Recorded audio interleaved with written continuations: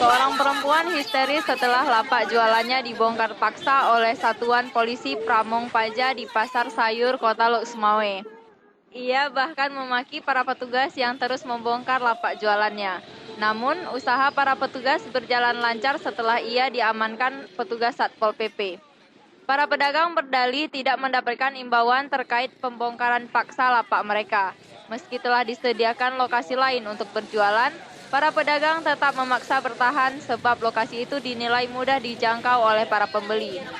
Menurut petugas Satpol PP, sebelumnya pihaknya telah mengeluarkan imbauan kepada seluruh pedagang untuk segera mengosongkan lokasi tersebut. Namun banyak pedagang yang masih berjualan di area yang terkena pelebaran jalan itu. Dari Lok Sumawe, Fahrizal Salim melaporkan untuk Aceh Video.